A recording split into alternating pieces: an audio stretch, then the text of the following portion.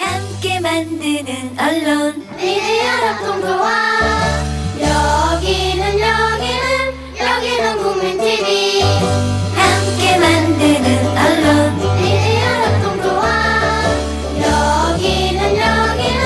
여기는 국민TV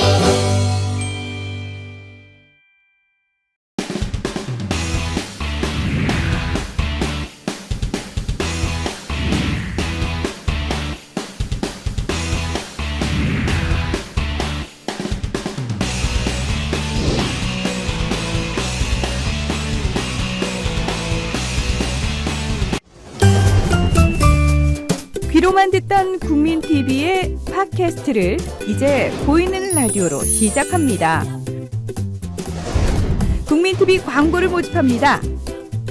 조합원과 비조합원 여러분, 자신이 속해 있는 기업과 사업체, 그리고 알리고 싶은 모든 것들 다 좋습니다. 광고를 원하시는 분은 신청해주세요.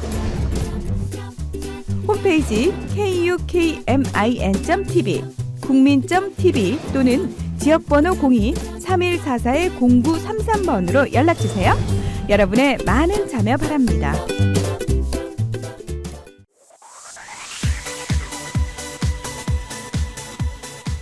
안녕하세요. 이런 변이 있나의 이변 이재정 변호사입니다.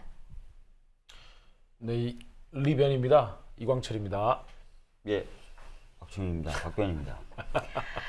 예, 오늘도 금요일 이른 아침부터 저희가 지금 녹화를 하고 있는데요. 아침인 티가 확 나요.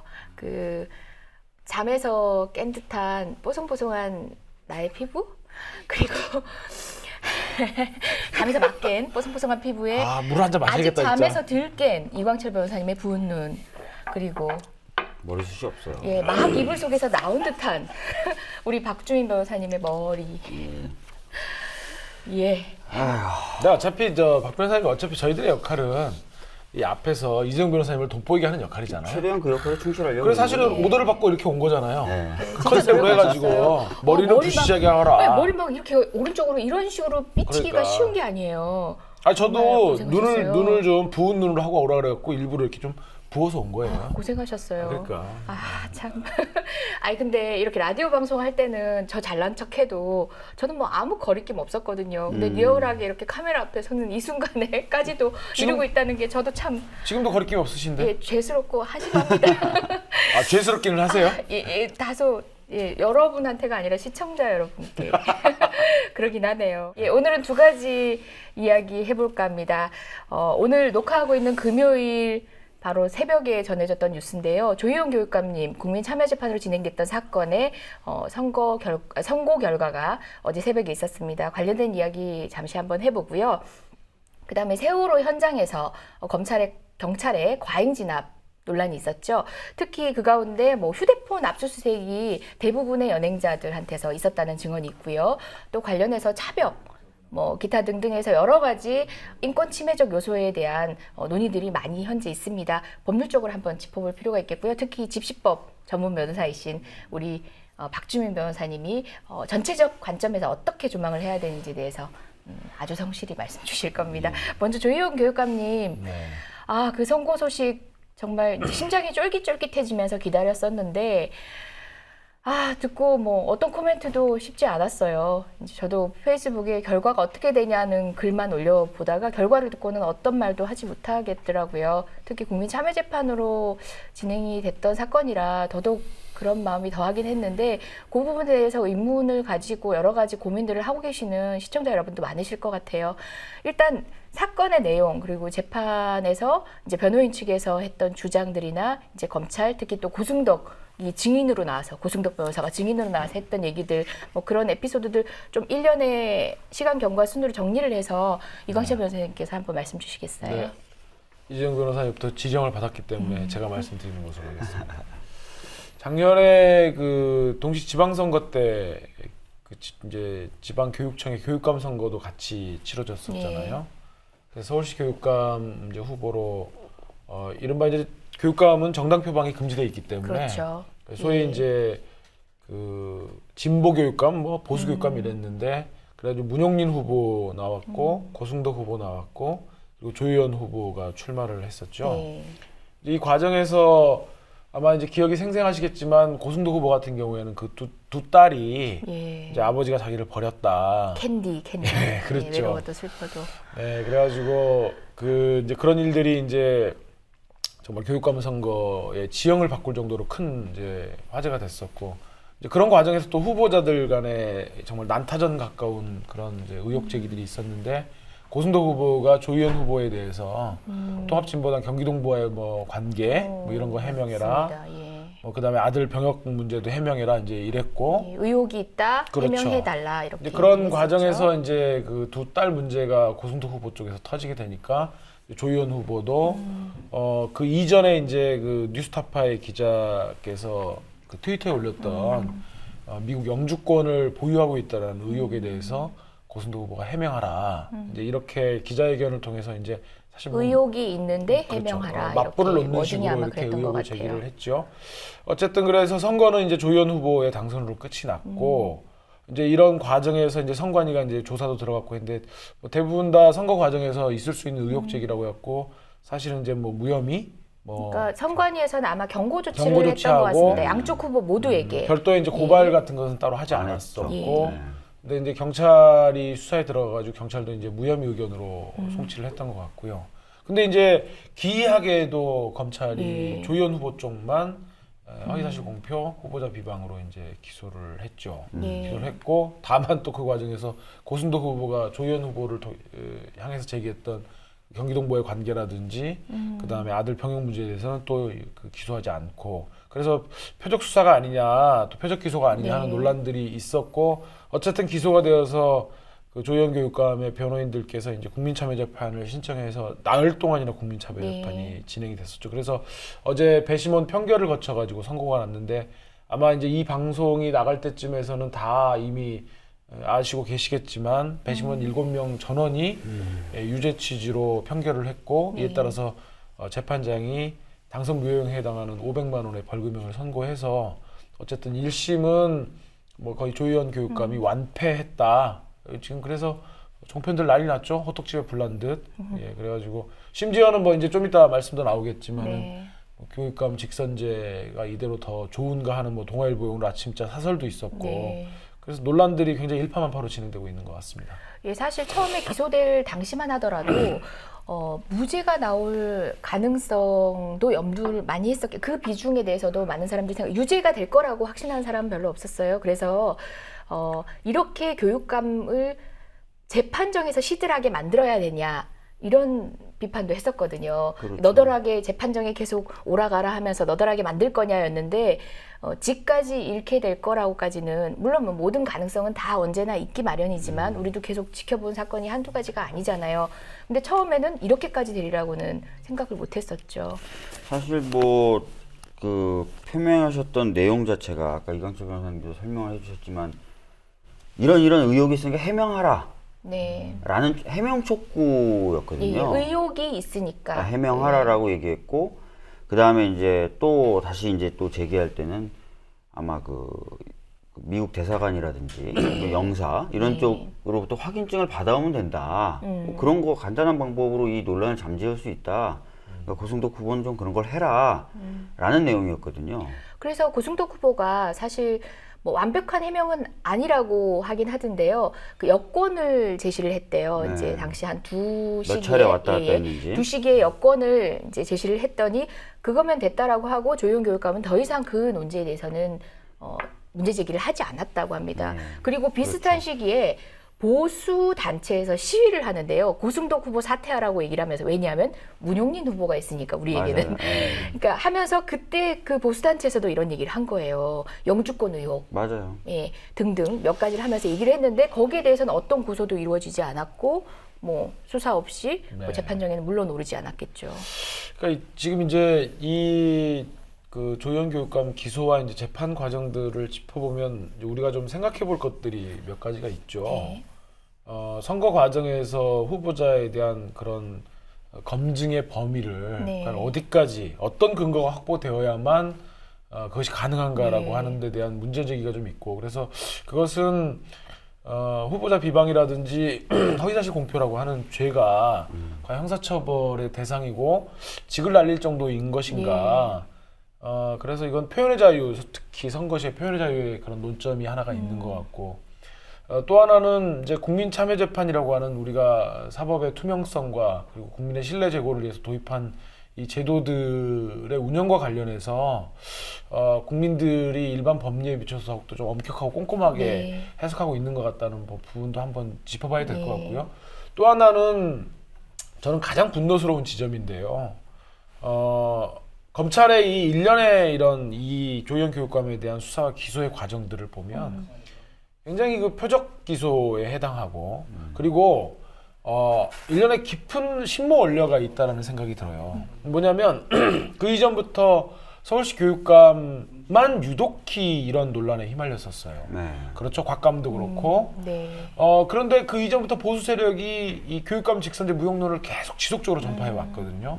그래서 저는 검찰이 특별히 표적 기소도 문제지만 이러한 서울시 교육감 특히 이 지방자치라든지 지방교육자치의 어떤 상징에 네. 해당하는 이 서울시 교육감만을 집중적으로 기소를 하고 그 과정을 통해서 교육감 직선제 무용론이라고 하는 보수 쪽의 담론들을 계속 뒷받침하는 역할들을 해오지 않았는가 하는 점에서 이 검찰의 이 양아치스러운 행태가 특별히 저는 좀 분노스럽다는 생각이 좀 듭니다. 결과적으로는 이제 발맞추고 있는 셈이 됐고 뭐 말씀하신 대로 동아일보라든지 보수 언론에서는 벌써부터 불 지피고 있는 상황이긴 하죠. 검찰이 이거 기소하면서 사실은 공소시효가 선고는 6개월인가 그렇죠? 네. 하루 남겨놓고 갑자기 기소를 했잖아요. 네. 그래서 기소를 안 할 거라고 다들 봤다가 하루 남겨놓고 기소를 해서 야 진짜 뭔가 있구나라는 생각을 했어요. 근데 약간 당황스러운 게 지금 국참에서 배심원 7명이 모두 유죄다라고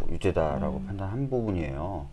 그래서 저는 개인적으로 그래서 이게 아마 국참의 어떤 결과는 또 존중돼야 되고 네, 특히나 7명 전원이 합치된 의견을 보였기 네. 때문에 항소심하고 대법원에서도 이 결과 그냥 갈 것 같다라는 예상이 드네요. 조희연 교육감은 어제 뭐 기자회견을 통해서 항소심과 대법원을 통해서 뭐 결과가 달라질 수 있다라고 기자회견을 하셨다고 하지만 현실적으로 좀 어려운 것이 아닌가라는 생각이 드네요. 네.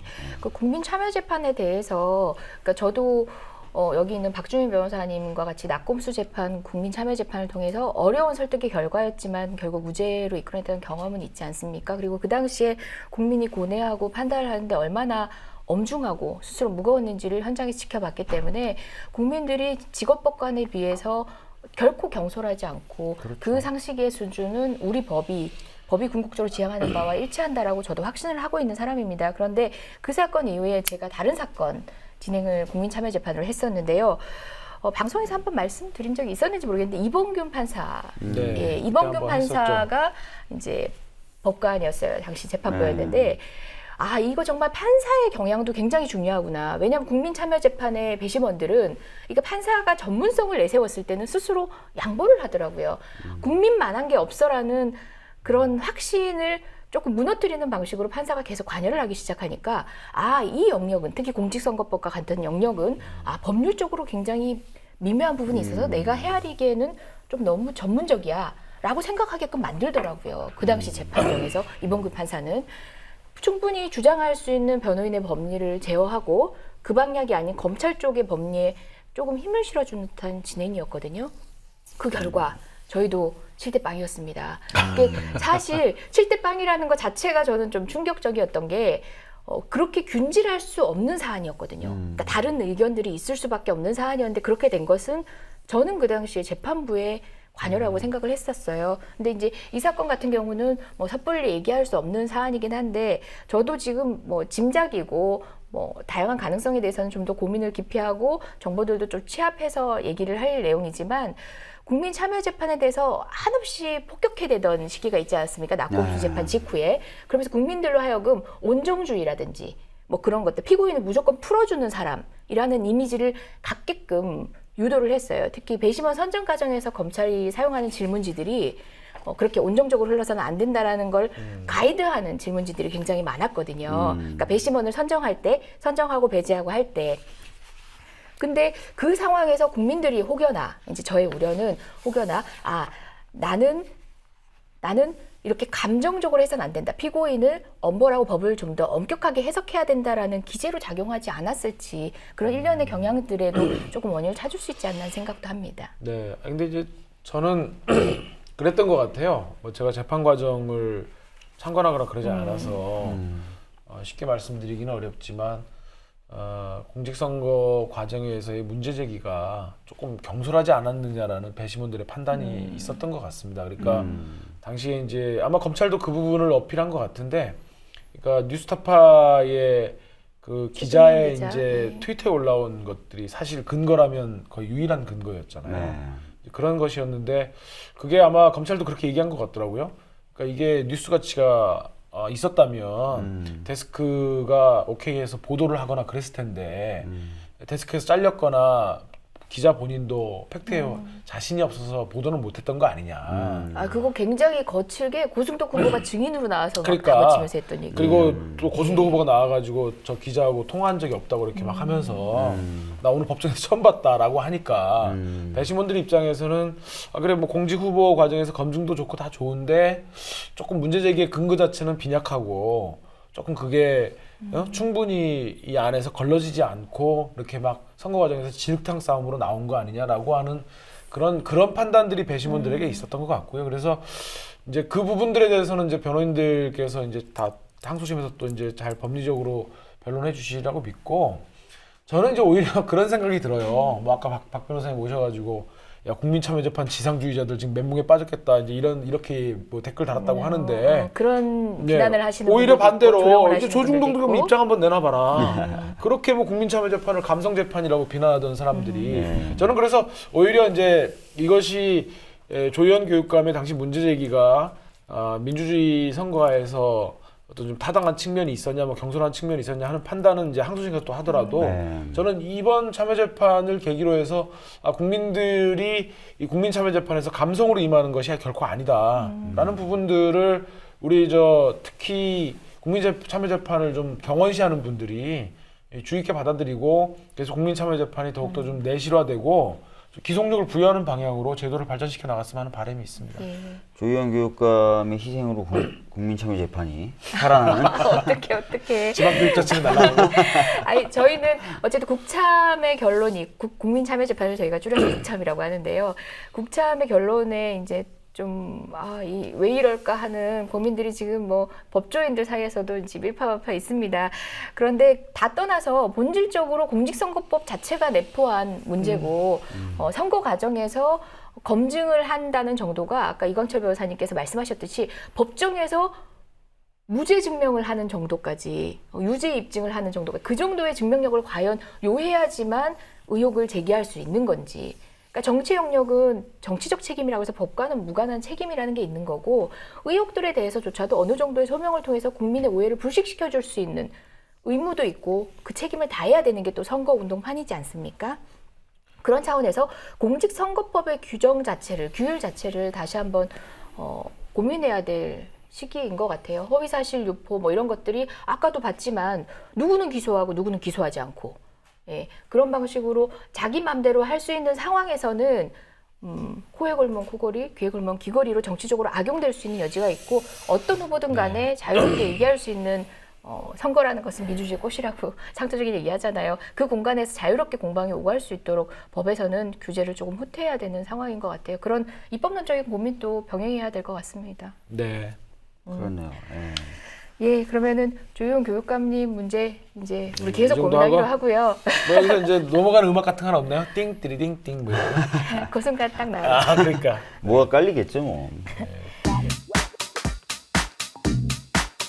지난주 이제 연이어 세월호 촛불 집회가 있었는데요. 그 유족과 국민이 하나된 마음으로 또 이제 주기 자체가 저희가 추모하는 주기이기도 하고요. 말 그대로 우리가 제사를 지내고 죽은 사람과 교감하는 그런 주간입니다. 그러니까 막연한 시위의 현장이 아니라 추모의 장이었습니다. 그 장을 어떻게 보면 우리나라에서는 그렇게 돌아가신 분들의 예를 다하는 것을 가장 성스러운 예의로 생각하고 있는데 그 장을 이렇게 만들어버렸습니다.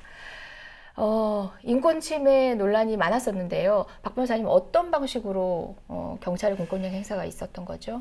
그러니까 16일 집회하고 18일 집회 두 번의 예. 집회가 있었던 거예요. 그러니까 16일 날은 다들 아시다시피 이제 세월호 참사 1주기입니다. 네. 근데 가족분들은 일주기 이틀 전에 이미 청와대에 공문을 정식으로 접수를 했었어요. 뭐라고 접수했냐면 지금 시행령이 문제가 되고 있으니까 시행령을 철회하고 그다음에 인양에 대해서도 명백한 어떤 입장 발표가 없었으니까 그 당시에는요. 명백한 입장 발표를 해주고 요 두 가지를 좀 정부가 하면은 우리가 공식 추모제를 진행하고 정부 관계자의 참석도 허용하겠다라고 얘기를 했어요. 그렇지 않으면 사실상 추모는 무의미하다는 거죠. 그렇죠. 논리는 이런 거였죠. 그 아이들 죽어갈 때 못 도와줘서 미안했는데 1년이 다 돼가는데 사실상 밝혀진 것도 없고 아무것도 결정된 게 없으니까 부끄럽다 지금. 근데 어떻게 우리가 추모를 하냐. 그래서 정부가 그런 입장을 내주면 아이들한테 안 부끄러우니까 추모를 좀 하고 정부가 그거조차도 못 해준다 그러면 부끄러운 모습으로 어떻게 아이들 추모하겠다고 하겠냐. 그래서 그런 입장을 밝히신 거예요. 근데 16일 2시였어요. 그 시한이. 근데 2시까지 대통령이 이제 평목항 방문해가지고 인양에 대해서는 좀 명백한 의사를 밝혔지만 시행령에 대한 언급은 없었습니다. 그래서 추모제를 취소했어요. 그러니까 부모님들은 사실상 그 일주기 때 꽃조차도 자기 아이들한테 못 준 거예요. 그리고 나서 그날 저녁에 서울에 올라와서 서울광장에서 이제 문화제를 하고 꽃을 다 들고 국화꽃을 들고 광화문에 설치되어 있는 임시 분향소에 꽃을 주러 가신 거예요. 유일하게 꽃을 줄 수 있는 네. 기회였습니다. 자기 자식과 식구들에게. 경찰이 근데 차벽으로 다 막았어요. 예. 그래서 결과적으로 광화문으로 이동할 수가 없는 상황이 벌어졌고 그 상황에서 일부 가족분들이 항의하는 의미에서 몇몇 분들이 3, 3, 5 이동해가지고 그 경복궁 광화문 그 누각 앞에 까지 가셨는데 거기서 경찰에 막힌 거예요. 그래서 거기 그냥 앉으셨어요. 거기서 주저앉으셔서 16일 밤 하루 보내시고 또 하루 보내셔서 18일이 됐는데 이제 18일 날 사실은 16일 날 차벽을 닫혔던 차벽을 뺀 게 아니라 차벽의 대부분을 유지한 상태였어요. 근데 18일 날 오후 12시 40분 뭐 1시 이 무렵부터 가족분들이 그 광화문 누각 앞에 있는 쪽을 차벽으로 완전히 메우려고 경찰이 했었어요. 그러니까 당연히 가족분들은 거기에 항의하고 심지어 몇몇 가족분들은 극도로 흥분한 상태에서 버스 위로 올라가셔서 막 항의를 하셨어요. 경찰 버스에. 그러니까 밑에 매트리스를 깔고 경찰들이 올라가서 다 떨어뜨리고 목을 조르면서 연행을 해갔죠. 그 장면 봤습니다. 그 과정에서 한 10분의 유가족이 연행이 되셨고 그 소식이 아마 서울광장에서 집회를 진행 중이던 사람들에게 실시간으로 전달이 됐나 봐요. 그러니까 그랬죠. 그분들이 집회는 무슨 집회냐. 지금 유가족분들이 연행되고 있다는데 때려치자. 막 이렇게 항의가 쏟아지자 집회 주최 측도 어쩔 수가 없었죠. 그래서 중단을 한 상황에서 이분들이 이제 급하게 광화문 광장을 통해서 그 경복궁 쪽으로 이동을 하려고 했었고 근데 그때 이미 다 차벽은 쳐져 있는 상태였습니다. 이동이 불가능한 상태로. 그래서 충돌이 벌어지면서 소위 말하는 18일 집회가 이제 거기서 광화문 광장에서 벌어지게 된 거죠. 그런 상황이 된 건데 그 다음날 경찰은 이제 브리핑을 했어요. 그러니까 19일 날 브리핑을 열어서 그 당시에 어떤 집회 참가자들의 행위가 굉장한 폭력 행위였다. 그래서 전국에 15개의 그 전담 팀을 만들어 가지고 끝까지 추적해서 다 사법 처리를 하겠다라고 얘기를 했고 그 과정에서 이제 조금 더 이광철 변호사님 말씀하시겠지만 연행됐던 사람들의 대부분의 휴대폰을 압수수색한다든지 이런 어떤 식으로 지금 나오고 있는 거죠. 그래서 지금 그 당시 집회에 관련돼서 한쪽에서는 경찰의 어떤 물리력 투입이 과도했다라고 얘기하는 거고 다른 한쪽에서는 폭력 집회였기 때문에 끝까지 추격해서 엄벌하겠다. 이게 지금 맞서고 있는 상황이에요. 맞서고 있다 그러고 한쪽 하니까 그러니까 진짜 기계적인 네, 것 예, 굉장히 이런 기계적인 균형인 같으니라고. 뭐야? 멋져 보이는데요? 아이, 기계적인 그건 균형이 아니에요. 모르겠습니다. 예. 그러니까 우리가 이제 그러니까 박 변호사님이 이제 그 4.16, 4.18 집회와 관련된 차벽 설치 이후에 시위 양상에 대해서 이제 양쪽의 주장을 어쨌든 네, 소개해 주신 제시를 걸로 하신 거죠. 예, 소개해 네. 주신 거죠. 근데 이제 우리가 이제 시간순을 한번 볼 필요가 있는 거죠. 박 변호사님이 그 주역이신데 2009년도에 노무현 대통령 서거하시고 예. 이제 서울 분향소를 경찰이 차벽으로 똘똘 말았단 말이에요. 예, 서울 운전 광장. 잘하대. 그걸 어떻게 붙이지? 정말 좀 신기했어요. 틈없이 붙이죠. 오, 이게 특A급 드라이버들이었는데 그런데 이제 분향소 설치를 못했지만 그 광장을 통행하고자 하는 분들 통행도 막고 그래서 박 변호사님이 네. 이제 헌법 소원하셔서 2011년도에 차벽의 설치는 과도하다. 네. 그 집회의 어떤 우려 때문에 그런 걸 설치하는 것 자체가 과도하게 국민의 기본권을 제한하는 것이기 때문에 위헌이라고 분명히 했거든요. 그때 2명 빼놓고 7명이 맞습니다. 위헌 의견을 10대 했고요. 2로. 예. 그때 위헌 합헌에 가담했던 분이 박한철. 또 한 분이 누군지 모르겠네. 뭐 아무튼 그랬는데 저는 그래서 이제 그러고 나서 광화문에 이 근해산성이라고 불리는 차벽이 등장하는 걸 보고 정말 깜짝 놀랐어요. 헌재가 분명히 위헌이라고 차벽 설치가 위헌이라고 명시한 부분에 대해서 그러한 지네들 나름대로의 불법 시의 우려 때문에 그러한 차벽을 설치했다라고 하는 거에 대해서 굉장히 깜짝 놀랐고 또 그러한 과정을 통해서 박 변호사님이 말씀을 하셨지만 사실 그리고 많은 또 유가족분들도 주장하고 계시는 것들이잖아요.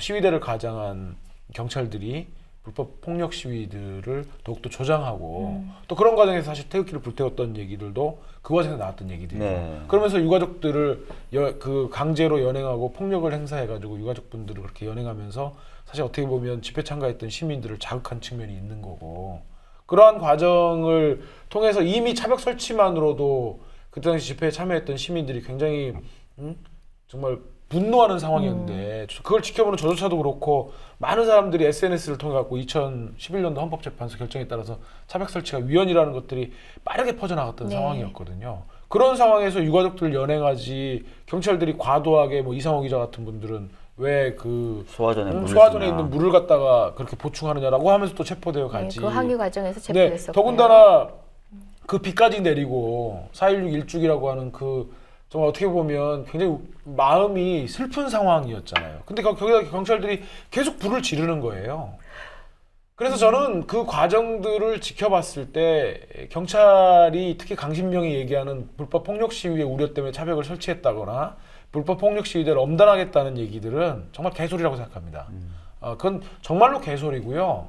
오히려 수사를 받아야 할 사람은 강신명을 포함한 차벽 설치와 그날 집회 시위를 진압하는 과정에 있었던 지휘 라인은 전부 다 형사처벌과 민사상 손해배상 청구를 저는 해야 된다고 생각해요. 맞습니다. 그 차벽 설치가 이제 기존의 우리 법원의 판단과 어긋나는 것뿐만 아니라 해산 명령을 하는 것 역시도 박 변호사님 그렇지 그렇죠. 않습니까? 네. 미신고 집회일지라도 그 집회에 대해서 해산 명령을 할 수 있는 게 아니잖아요. 맞습니다. 그러니까 위법 네. 집회가 불법 집회가 아니기 때문에 그 얘기도 한번 해주시죠. 그러니까 우리 판례가 우리 대법원이 집회나 시위는 기본적으로 범죄 행위가 아니라 기본적으로 기본권 행사이기 때문에 네.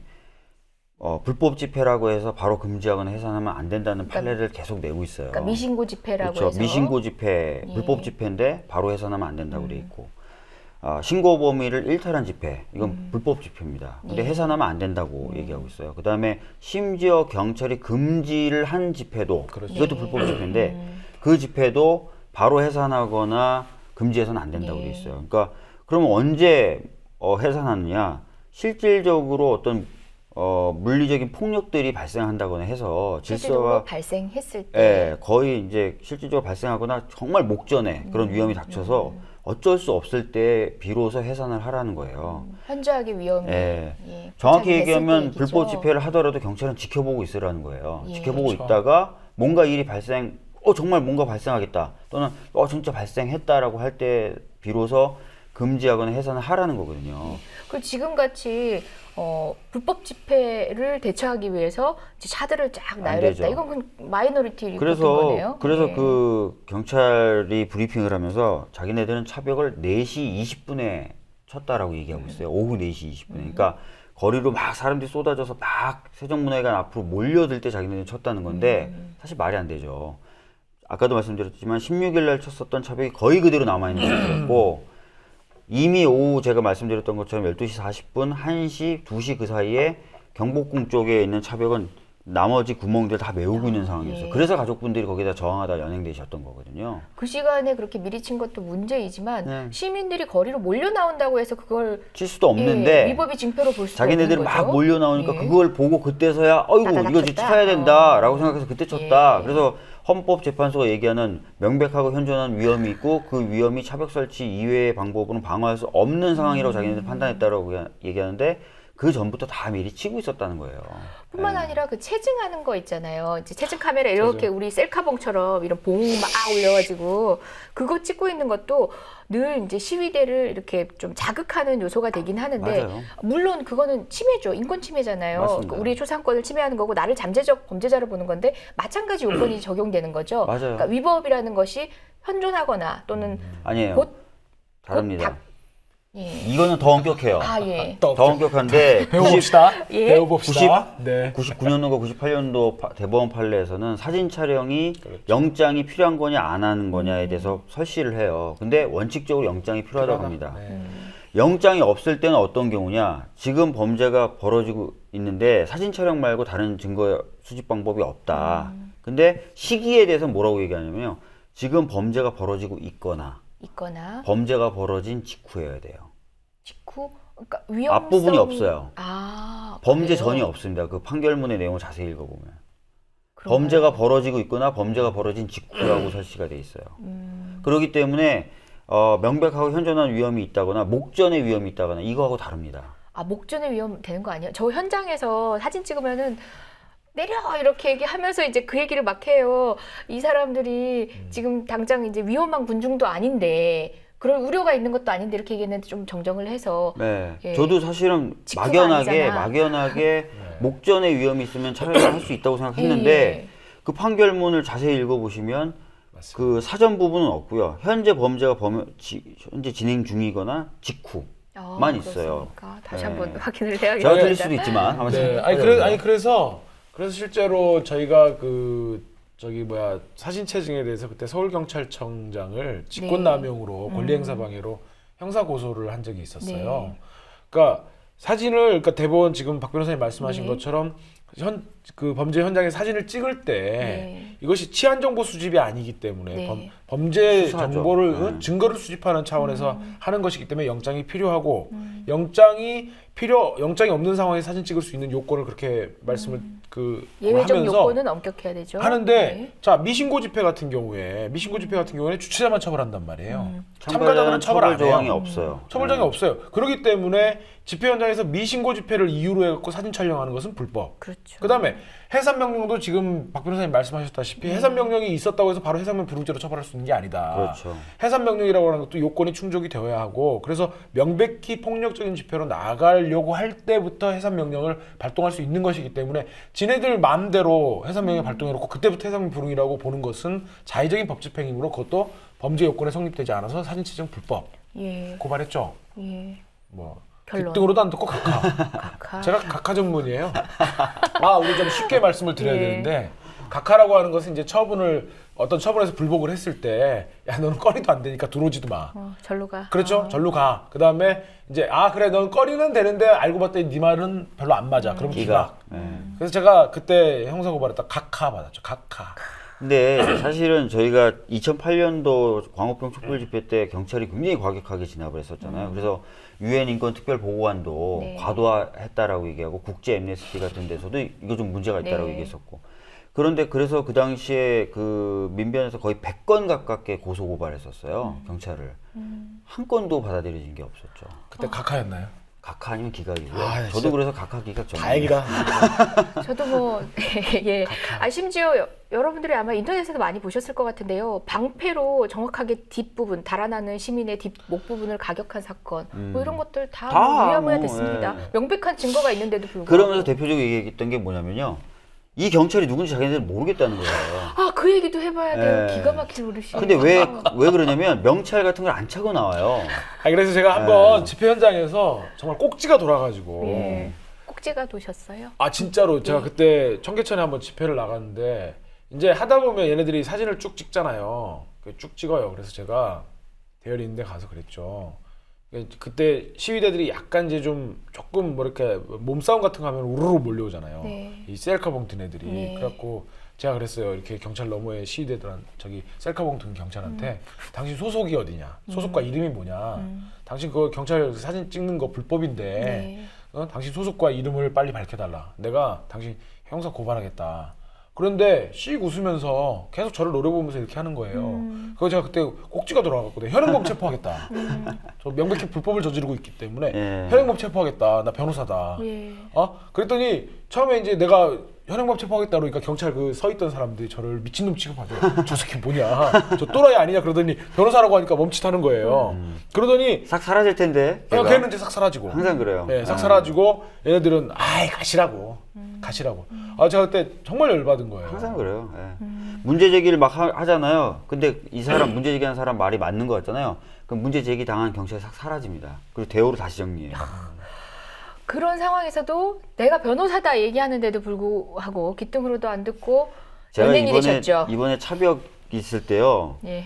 차벽 차 밑으로 엄청 많이 다녔습니다. 네. 다닐 수가 없어요. 아무리 변호사라 그래도. 예. 이 연예인은 안 되셨으나 어쨌든 그쪽에서 이제 귀등으로도 안 그나마 들은 분이고 이제 우리 하나 이제 그 예. 말씀하고 죄송합니다. 예. 또 우리 이재동 변호사님 진행자- 팬들한테 진행자가 그러니까- 뭐 권위가 없어요. 그러니까 이재동 변호사님 팬들한테 또 엄청 씹히겠네 또. 없어요. 그러니까 이번에 이제 저 사진 채증한 부분에서 헌법소원 지금 네. 가 있는 게 하나 있잖아요. 그래서 헌법재판소가 좀 우리가 참 언제 또 헌법재판소한테도 이렇게 답답해요. 굽신거려야 돼? 굽신거 그러니까 기대를 한다는 거 자체가. 예, 사진 채증 자체가 지금 헌법재판소에 가 있으니까 사진 채증이 허용되는 그런 기준에 대해서 헌법적인 기준들을 내가 진짜 굴욕적이다. 현재한테 내가. 네. 자, 이제 그러면 권영구 변호사님 얘기해도 그럴까요? 되겠습니까? 네네네. 예. 되겠습니까? 저는 뭐 두 분의 양해를 구해야 되는 안 이 된다고 정말 할까? 무기력한 진행자. 이거 한번 보여줘. 이거 한번. 이건 내가 이런 권위가 있는 사람인데 그러니까, 정말 예. 본부로부터 지령받는 사람인데. 국정원 요원 같아. 국정원 요원. 가오가 한 사람 가오가. 우리 권영구 변호사님 참 거리의 변호사라는 타이틀의 원조 아니십니까? 이게 세컨이고. 답답해요 진짜. 그건 예. 이제 또 연예인이 되셨습니다. 지금 현재도 재판을 받고 있는 중이셨고 특히 그 쌍용차의 친구로 함께 현장에서 함께 하시면서 또 시민들의 그 집회의 자유, 시위의 자유를 보호하시는 측면에서 최성년 경비과장하고 맞짱을 뜨시다가 또 지금 현재 재판을 받고 계신 건데 그쪽에선 정말 권영구 변호사님의 변호사 딱지를 떼는 게 목표가 아닌가 하는 느낌이 들 맞아요. 정도로 가혹해요. 연예인이 되신 건 또 그렇다 쳐요. 구속영장 청구를 했습니다. 마찬가지로 그 현장에 또 계셨죠. 예. 그러니까 뭐 다 아시겠지만 이제 4월 18일 날 세월호 집회 과정에서 권영구 변호사님이 인권 그 침해 감시단 네. 조끼를 입고 현장에서 이제 인권 침해 감시 활동을 했었죠. 경찰들이 너무나 과격하게 시민들을 처우하고 막 그 잡아가고 하는 부분에 대해서 이제 좀 현장에서 항의를 하다가 현행범으로 체포가 됐고 말씀하신 것처럼 권영국이라는 인간의 변호사 딱지를 우리가 떼고야 말겠다라는 벌써 두 번째죠. 영장 청구한 게. 세 번째. 세 번째. 예. 죄송합니다. 영장 청구 벌써 세 번째인데 그래서 이번에 이제 화요일 날 오후에 3시에 이제 영장 심사가 열려가지고 그러니까 영장을 발부할 건지 말 건지를 법원에서 판단하는. 네, 그렇게 쉽게 설명해 주셔야 돼요. 그래서 영장 심사가 이제 오후 3시에 열려서 그 전날 이제 그 저희 민변 변호사님들한테는 이제 그 회원 공지를 통해서 네. 전달이 됐죠. 내일 영장 심사가 있으니까 회원님들 참여를 바란다 그래서 저도 이제 선임계를 네. 보냈고 사실 오후에 저도 다른 좀 일이 있어가지고 영장 심사에는 좀 들어가기는 좀 어려웠던 상황인데 네. 마침 그 일정이 조금 짧게 끝났어요. 근데 이제 전화가 왔더라고요. 지금 뭐 영장 심사에 들어가시는 변호사님들이 몇 분 안 돼가지고 조금 시간이 되시면 나와달라고 그래서 저도 그래서 허겁지겁 갔는데 가봤더니 34분이 이제 계셨던 거예요. 그래가지고 이제 있는데 그날 같이 영장이 청구되신 다른 분들은 이제 심사를 먼저 하겠다고 해서 권영국 변호사님 사건은 그거 끝나고 한다고 그래갖고 이제 잠깐 이제 안에 있다가 복도에 나와가지고 대기하는 장면. 변호사님들이 대기하고 네, 계실 대기하고 있는 때 장면 이제 사진을 찍어갖고 제가 조금 너무 뭐랄까요 비애스럽기도 하고 또 그런 상황에서 우리 권영국 변호사님에 대해서 이렇게 다들 바쁜 네. 변호사들이 현장에 이렇게 34분이나 모여 있다라는 게 조금 기껍고 자랑스럽기도 해서 제가 페이스북에다가 이제 사진을 올렸고 어쨌든 그날 영장은 기각되어 가지고 권영국 변호사님은 자유의 몸이 되셨죠. 근데 이제 그걸 갖고 어제 조선일보가 이광철 변호사님의 페이스북 사진을 사진과 무단 내용을 도용하면서 가지고 내용 가지고 내용 가지고 뭐라 그랬냐면 민변 시위장 같았던 영장 실질심사 법정 하면서 그래. 그 사진을 딱 올려놓고 그래갖고 뭐 경찰관들 말을 인용해가지고 뭐 위세를 과시할 목적 아니었겠냐. 늘 그러니까 뭐 이제 새롭지도 않다 뭐 있다 이런 식으로 조롱하고 비아냥대면서 때로 몰려와. 때로 몰려와 막 예. 이런 식의 그런 보도를 했었죠. 어쨌든 그런 여러 가지 것들을 보면서 참 저는 뭐 어쨌든 뭐 슬프기도 했지만 슬프고 분노스럽기도 했지만 또 우리 민변 변호사님들이 그렇게 또 모여가지고 같이 이렇게 네. 하는 것들을 보면서 굉장히 마음은 또 기뻤기도 했습니다. 5분이 영장이 청구됐었고요. 권영구 변호사님도 계셨지만 5분에 대해서 탄원서를 받았어요. 네. 시민들 굉장히 많이 탄원서를 받으셨다고. 받았는데 몇 시간 만에 거의 6만 명에 육박하는 사람들이 네. 그 참여를 탄원을 했고 세월호 가족분들도 208분이 그 탄원을 해주셨어요. 그러니까 이것은 아마 그날 집회가 굉장히 경찰이 과도하게 진압했었다는 걸 반증하는 것이자 지금 검찰의 어떤 영장 청구 자체가 굉장히 과도하고 정치적인 것이라는 걸 좀 보여준 하나의 반증이었던 것 같아요. 늘 국제 인권단체의 어떤 코멘트를 저희가 활용하는 것도 참 그렇긴 한데 너무 당연한 상식의 수준이지만 네. 그렇게 활용하지 않으면 또 이제 의문을 제기하시는 분들이 많으니까 이번에도 뭐 국제 엠네스티 조사관이 그렇죠. 네. 경고 아닌 경고를 했었죠. 현장 상황들을 어쨌든 체크를 하고 네. 판단을 해본 결과 진압이 과잉됐었고 국민의 인권 침해가 과도했다라고 얘기를 그리고 했다고 합니다. 오늘 보니까 4월 20일이 또 장애인의 날이었어요. 네. 장애인의 날이었는데 그때도 광화문에 이제 장애인 분들이 장애우 분들이 이제 행진하는데 경찰이 완전히 싸더라고요. 그걸 어떤 외신 기자가 사진을 예. 그 빌딩에서 찍어가지고 이게 한국에서 장애인의 날에 장애인 행진에 경찰이 이런 식으로 막는다. 몇 명 안 되는 그 장애인 휠체어를 수십 명의 경찰이 에워싸서 이렇게 막는다라고 또 트위터를 보냈더라고요. 그러니까 우리나라 경찰이 좀 과도하게 또는 너무 정치적으로 대응하는 면이 많고요. 제가 그래서 사실은 어제 기자회견 자리가 하나 있었는데 거기 가서 그런 얘기를 했었어요. 증거인멸의 우려가 있어야 구속이 되는 건데 이완구 국무총리 지금 자기 전 운전기사하고 말 맞추려고 전화했었다. 오늘 보니까 홍준표 그렇죠. 뭐 전달자하고도 말 맞추려고 시도했었다. 누구를 구속해야 되는 겁니까 지금 이게? 참 이상해요. 예. 아니 그러니까 저는 그러니까 적절치 않은 말일 수는 있겠지만 경찰이 국민을 바라보지 않고 정권의 개가 되니까 이런 일이 벌어지는 거죠. 적절했어요. 적절한가요? 그러니까 다 우리 헌법에 나와 있잖아요. 헌법 7조에도 나와 있고 다 국민을 위한 봉사자들 아닙니까? 그렇죠. 경찰의 존재 이유는 국민의 생명과 재산, 자유와 권리를 지키기 위해서 존재하는 거고. 근데 정권을 바라본단 말이에요. 근데 그 정권이 그나마 국민과 소통하려고 노력하는 정권이면 그나마 난데. 그러면 경찰과 국민의 거리는 그만큼 또 가까워질 수는 있는데. 그렇겠죠. 예. 그 경찰이 바라보는 정권이 국민을 개무시해요.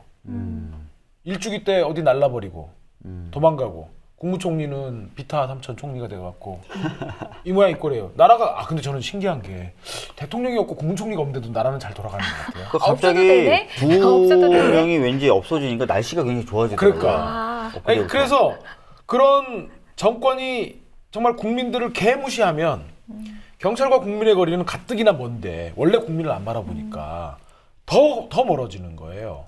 그래서 검찰이 정권의 개가 되면 국민들을 더 개무시하고 그러다 보니까 두 가지 현상이 나타납니다. 첫째는 우격다짐. 니네들이 불법이야. 말도 안 되는. 두 번째는 거짓말. 차벽을 우리는 4시부터 쳤어요. 전부터 쳐놓고. 그래놓고 자기네들은 다 정의를 수호하는 양 해놓고 경비과장 같은 사람들 이번에 그 종로수 경비과장도 그랬다면서요. 맞아요. 뭐 니네들도 다치면 저렇게 될 수 있으니까 장애인들 보고 살살 해줘라 저 사람들은. 그 말했다가 이번에 전보 조치됐는데 그래서 옮겨간 곳이 서초소라면서요. 예. 저 돌려막기 했어요. 아니 그러니까 그렇게 말을 해갖고 책임을 지어서 경질한 것처럼 보도자료는 배포하고 그 서울경찰청장이 사과를 했는데 막상 알고 봤더니 종로소에서 서초소로 간 거예요. 아니 무슨 직위회제를 하거나 그런 것도 아니죠. 뭔가 징계를 해서 정직을 주거나 하다못해 감봉을 준 게 아니라 이런 식이에요. 지네들은 밖으로는 무슨 정의의 화신인 것처럼 막 불법으로 시위대들을 매도하면서 그러니까 두 가지 현상이 늘 나타나요. 우격다짐, 거짓말. 그러면서 정권을 향해서 왈왈왈왈 우리가 얼마나 최선을 다했는지 알아주세요. 왈왈왈왈. 국민들을 보호한다라는 얘기를 본인들이 하면서 권영국 변호사님의 실질심사 그 재판정에서도 그런 얘기를 했다고 들었죠. 하죠. 권영국 변호사님에게 교통 때문에 불편을 겪고 있는 그 국민들은 당신, 이 권영국 변호사라는 이 인권 변호사가 보호해야 될 국민은 아니냐. 그런 국민들의 불편은 아픔은 생각하지 않느냐라고 했대요. 그때 권영국 변호사님이 뭐라고 얘기하셨나요? 모르겠습니다. 그 소수자를 보호하는 것이 바로 변호사가 네. 할 일이다라고 얘기를 했다고 합니다. 제가 세월호 집회 현장에서 해산 명령을 하는 경찰의 말 중에 가장 기가 막혔던 말이 뭔지 아십니까? 여러분들 때문에 지금 교통에 불편을 겪고 있는 시민들이 호소를 하고 있습니다라고 합니다.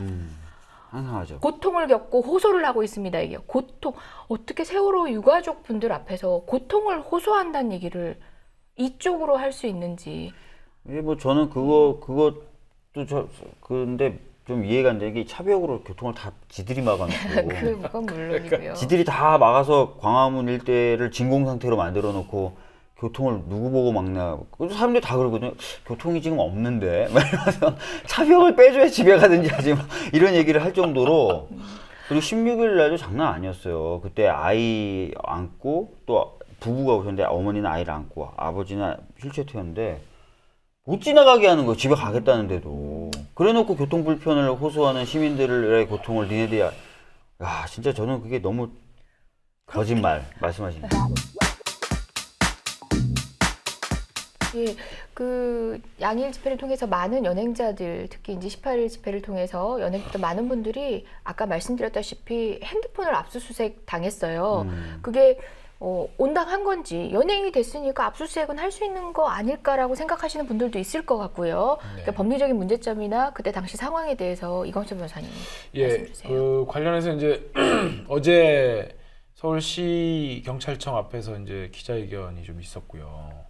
그래서 저희들이 지금 현재 모니터링 중인데 네. 압수영장이 발부가 되었고 서울경찰청이 100명을 이번에 연행했잖아요. 맞아요. 그래서 서울경찰청이 지시를 내려가지고 다 휴대폰을 압수수색하라. 그래서 영장 발부돼서 지금 다 파악이 된 건 아닌데 그래서 영장이 발부돼갖고 휴대폰을 압수당하신 분들이 상당수 있고 그 과정을 보면 굉장히 골 때리는 일들이 많이 있습니다. 그러니까 어떤 경우가 있냐면요. 영장을 발부받아서 휴대폰을 줬는데 야 패턴 풀어봐. 영장을 발부받았으면 지네들 알아서 하든가. 네. 그럼 우리 선량한 시민들은 또 풀어줘요. 예. 그리고 영장을 발부받아갖고 야 여기서 풀어가지고 너 사진 몇 개 보여주면 내가 핸드폰 돌려주고 안 풀어주면 우리 포렌식 보낸다. 어떡할래? 이런 식의 회유. 그다음에 영장이 발부되지도 않았는데 휴대폰 내놔봐. 이렇게 해서 강제로 이미 제출을 가장한 사실상의 압수 이런 것들의 일들이 있었고요.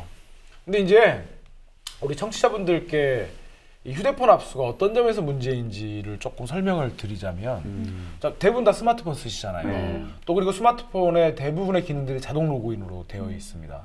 그런 거기 때문에 예를 들면 스마트폰 한 대를 패턴만 풀면 이메일을 들여다볼 수 있죠.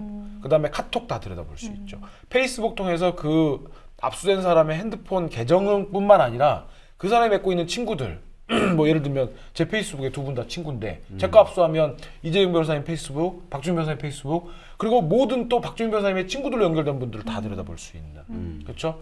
그래서 그 다음에 텔레그램 다 열어볼 수 있죠. 텔레그램 우리 지금 서버가 외국에 있어갖고 압수수색이 안 되지 않습니까?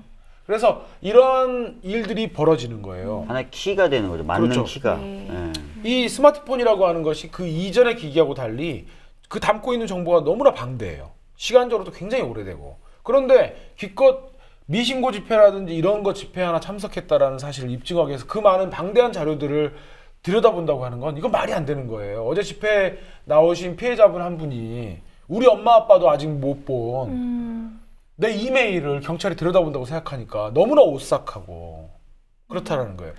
자, 그렇게 그 폐해에 대해서는 누구보다도 국민 여러분들이 상상을 해보시면 절감하실 것 같아요. 근데 법리적으로 그게 어떻게, 왜 가능한 건지, 앞으로도 가능한 건지, 네. 아니면 한계가 무엇인지 그런 말씀 좀. 그러니까 해주시겠어요? 지금 현재 상태에서 지금 이제 물론 우리 형사소송법에서 그 2011년도에 법이 개정되어 가지고 이 이른바 디지털 매체, 네. 그러니까 뭐 하드라든지 USB라든지 이런 것들을 매체를 압수수색하는 부분에 대해서 일부 조문이 좀 들어와 있긴 한데 아직은 예전에 우리 디지털 정보기기와 달리 이런 컵이라든가 이런 유형물 같은 것들만 전제로 칼 해가지고 압수하고 이런 네. 것만 상정하고 있는 범죄 수사에 거죠. 필요한 경우에 한해서라고 하는 요건이 추가가 돼 있지만 어찌됐든 그 매체를 전부 다 들고 갈 수 있는 거예요. 핸드폰이라든지 USB라든지 하드라든지.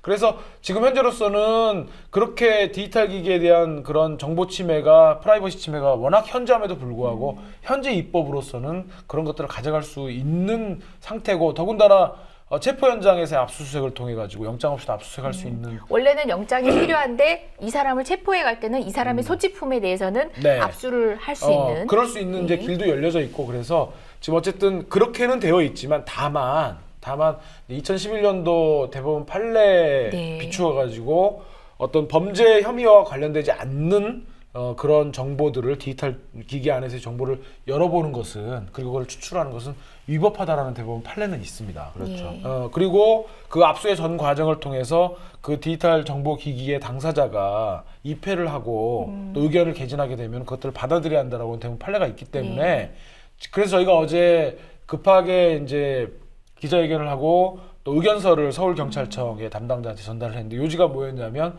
니네 좋다 영장 발부받아서 뺏어간까지는 우리가 문제 삼지 않겠다. 근데 이후에 집행하는 과정에서 범죄 혐의 즉 이 집회와 관련되지 않는 어떠한 정보도 열어봐서도 안 되고 네. 그 정보를 추출해서 출력하거나 이래서도 안 된다. 첫 번째. 두 번째로 그것들을 추출하는 과정에서 피해자나 변호인들이 입회를 요구하는 경우에는 받아줘야 하고 또한 열어보지 마세요. 이거는 그것과 상관없어요. 그리고 추출하지 마세요라고 의견을 개진하면 니네가 안 받아들일 경우에는 반드시 집행조서에 남겨달라. 이렇게 저희가 요구했고 만약에 이거 받아들이지 않으면 우리가 대법원 판례와 형사소송법의 규정에 최소한으로 요구하는 것인데 받아들이지 않으면 니네 앞으로 월급 가압류하겠다. 각오해라. 예, 사실 그 지메일, 메일 계정, 그러니까 메일 계정을 압수수색 같은 거 할 때요.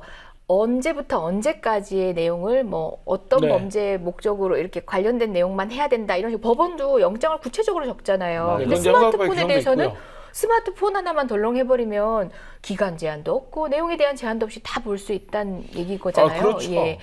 그러니까 이게 어디서 사실은 비롯된 거냐면 작년에 벌어졌던 카톡 사태 때문에 벌어진 맞아요. 일이에요. 네. 그러니까 카톡에 대해서 얘네들이 감청영장 가지고 와도 그동안 다 받아왔단 말이에요. 근데 그때 사이버 망명이 벌어지면서 카톡이 더 이상 감청영장으로는 안 해주겠다라고 하고 그럼 압수영장을 해야 되는데 보관기간도 2, 3일로 줄여버리겠다고 하니까 압수영장도 실효가 없으니까 이제 얘네들이 아주 보다 손쉽게 핸드폰을 입수해가지고 그걸로 이 SNS를 들여다보겠다는 발상으로 지금 나온 예, 거예요. 예. 굉장히 위헌적인 발상이죠. 만약 근데 그런 이게- 상황에 처한 시민들은 어떻게 대처를 하면 되나요?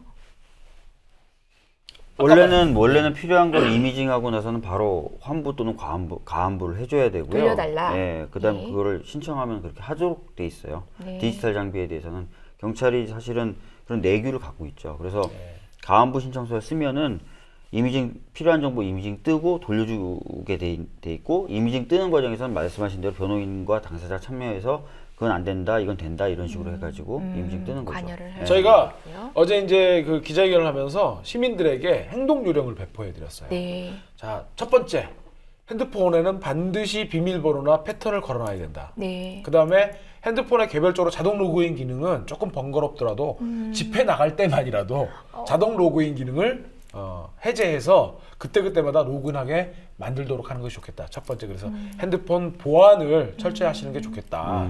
두 번째로 아까 말씀드렸다시피 만약에 핸드폰을 현장에서 뺏으려고 할 때 자, 체포 현장에서의 압수수색은 영장 없이 가능하지만 체포 현장을 벗어난 시간적 장소로 벗어난 다음에는 영장이 있어야만 되기 때문에 네. 영장이 없는 한은 호송포스트라든지 경찰에 가서는 핸드폰을 압수수색을 할 때 영장을 반드시 요구해라. 자, 중요한 내용입니다. 여러분들이 집회 현장에서 그러니까 연예인이 되던 당시 핸드폰을 압수수색하는 건 상관없지만 호송차 안 그리고 경찰서에 가서 이번에도 대부분 뭐 경찰서에 가서도 이렇게 이미지 당연히 줘야 되는 줄 알고 실질적으로 법률적 의미로는 내가 준 거.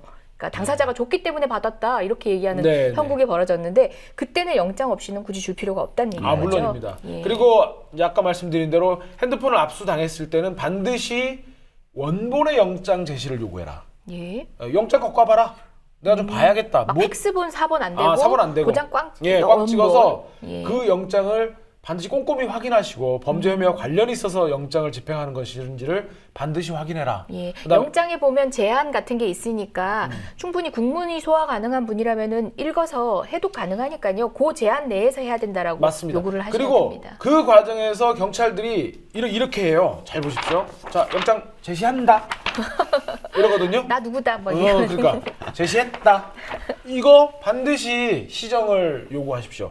제시라고 했을 때 경찰들이 얘기하는 것은 자, 제시 이건데 제시라고 하는 것은 적어도 영장이 합법적으로 발부되었는지 예. 이 범죄와 관련해서 무엇인지는 확인하라고 제시라는 제도를 둔 거거든요. 예. 그런 거니까 천천히 보시고 만약에 경찰이 그러면 잠깐 봅시다 해서 이렇게 해가지고 천천히 넘겨가면서 무엇 때문에 영장이 발부됐는지도 확인하시고 사본인지 원본인지도 확인하시고 이렇게 하시는 절차를 거치고요. 그 다음에 그 핸드폰을 열어볼 때 반드시 참여를 요청해서 네. 그리고 참여를 거부하면 반드시 그 상황을 이렇게 따로 녹음을 해놓거나 뭐 네. 이제 핸드폰을 뺏겼기 때문에 녹음은 좀 어려우시면 그 사람의 관등 성명 직급과 이름 같은 것 좀 적어 놓으셔가지고 상황을 반드시 메모를 해두셔가지고 나중에 그런 부분들은 대부분 판례를 어긴 거기 때문에 네. 직권남용으로 형사고발도 가능하고 또 민사상의 손해배상 청구도 손해배상 가능하고 청구도. 이런 것들은 손해배상 청구를 반드시 해가지고 끝까지라도 해서 예. 반드시 다음에 재발하지 않도록 해야 되는 것이니까요. 그리고 예. 추출하는 과정에서 이것은 범죄 혐의와 관련이 없습니다라고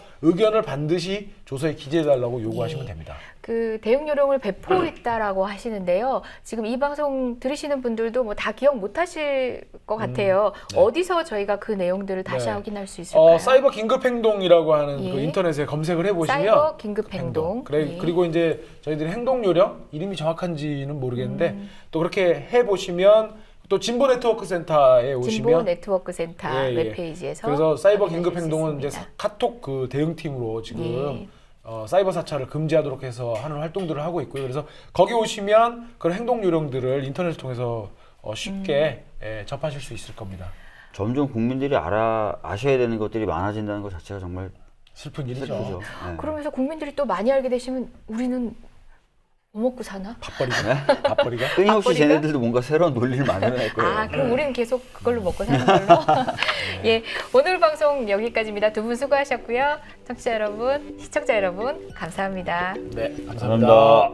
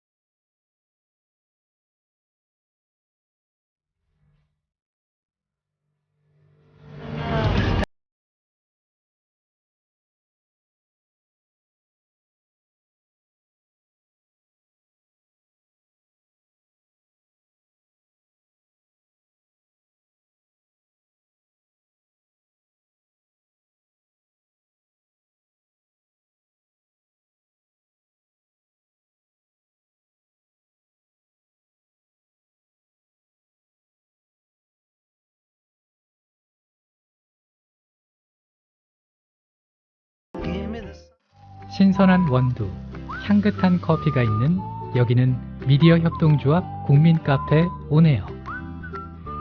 국민 모두 함께하는 공간. 국민TV 그리고 국민카페. 달콤한 커피에 사랑과 정성을 듬뿍 담아드립니다.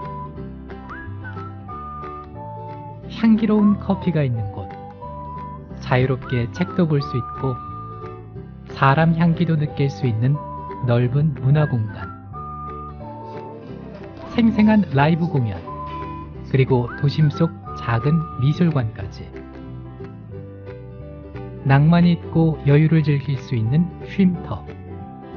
나눔과 사랑이 넘치는 카페. 국민카페 온에어. 우리는 국민TV 조합원. 보기만 해도 힘이 나는 조합원. 다 함께 만나볼까요?